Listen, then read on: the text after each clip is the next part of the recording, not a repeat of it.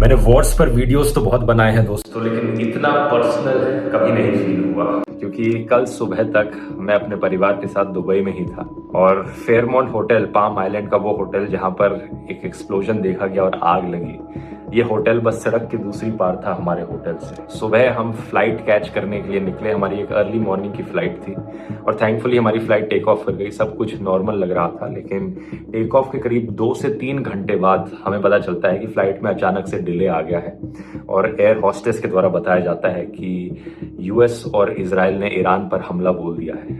तब तो मुझे ज्यादा कुछ नहीं फील हुआ, तब मैं बस एक ख्याल आ रहा था कि कहीं हमारा फ्लाइट पाथ उसी के बीच से ना गुजर रहा हो जहां से ये मिसाइल्स फेंकी जा रही है। लेकिन जब हम लैंड किए तब पता चला कि आखिर हो क्या रहा है। शाम को ये फोटोज और वीडियोस देखने को मिले कि दुबई एयरपोर्ट पर पूरा धुआं धुआं हो रखा है, पूरा एवैक्यूएट कर दिया गया, सारी फ्लाइट्स कैंसिल हो गई और इवन बुर्ज खलीफा के पास ड्रोन्स को इंटरसेप्ट किया जा रहा है। बुर्ज अल अरब पर मिसाइल्स को इंटरसेप्ट करने के बाद उसका डेब्री गिर रहा है, उससे कहीं पर आग लग रही है। ये बहुत ही शॉकिंग था देखना।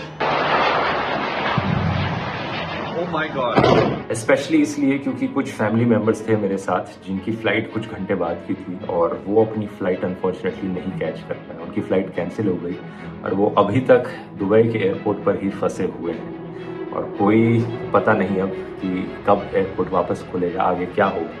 लेकिन इस सब में अच्छी खबर यह है कि यूएई का एयर डिफेंस सिस्टम बहुत स्ट्रांग है। ऑफिशियल सोर्सेज बता रहे हैं कि 137 मिसाइल्स ईरान की तरफ से फेंकी गई थी यूएई पर, जिनमें से 132 को डिस्ट्रॉय कर दिया गया। 209 ड्रोन स्ट्राइक्स अटेम्प्ट की गई थी, लेकिन 195 को इंटरसेप्ट कर लिया गया। तो ज्यादातर जगह जहां पर ये आग लगी वो सिर्फ ड्रोन इंटरसेप्ट करने की वजह से जो डेब्री था मिसाइल का या ड्रोन के टुकड़े वो नीचे गिर रहे थे। अब यहाँ ये सब हो क्यों रहा है, आइए समझते हैं इस पूरी सिचुएशन को थोड़ा डिटेल में।